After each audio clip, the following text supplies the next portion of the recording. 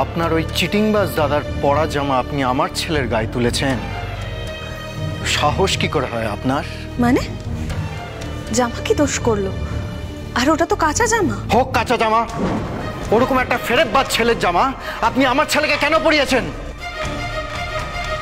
আচ্ছা ঠিক আছে বিজয়বাবু, আপনি শান্ত হন, পুরো ঘটনাটা শুনুন। ওর জামাটা খুব নোংরা হয়ে গিয়েছিল, সেই জন্যই আমি বাধ্য হয়ে। থামুন! আপনার স্পর্ধা দেখে আমি অবাক হয়ে যাচ্ছি। আমার ছেলে কি কোনো সার্কাসের ক্লাউন?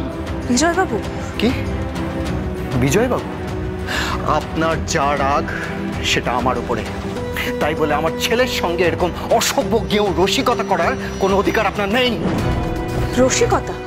বিজয়বাবু, ও কি আমার রসিকতা করার পাত্র? কি বলছেনটা কি আপনি? রসিকতা না তো কি? হ্যাঁ, এরকম একটা ঢলঢলে পাঞ্জাবি পরিয়ে আমার ছেলেকে নিয়ে আপনারা হাসাহাসি করছেন।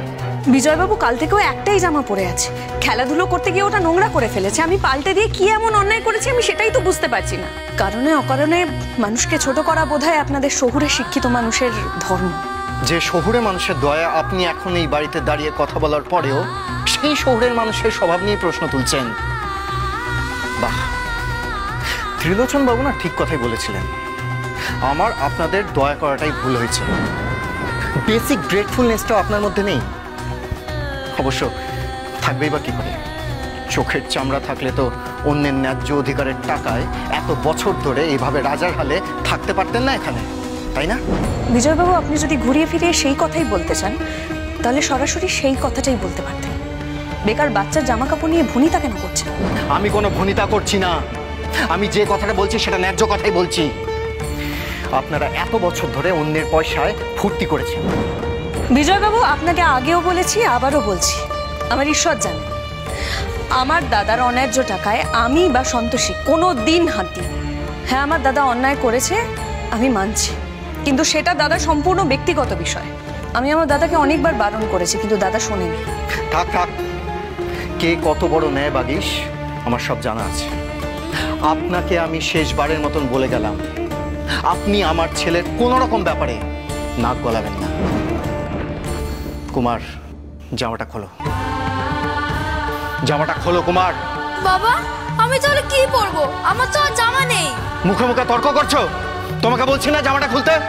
তোমার জন্য জামা ঘরে এনে রাখা রয়েছে। ঘরে তো তোমার মন টিকে না, টিকবেই বা কেন? এরকম ছোট লোকদের সঙ্গে না মিশলে তো তুমি অসভ্যতামগুলো শিখতে পারবে না। না, দাঁড়াও, কাল সকালেই পান্তকে বলে আমি তোমাকে বাড়ি ফেরানোর ব্যবস্থা করছি। চলো এখন ঘরে চলো। বাবা ছেড়ে দাও। চলো বাবা ছেড়ে দাও।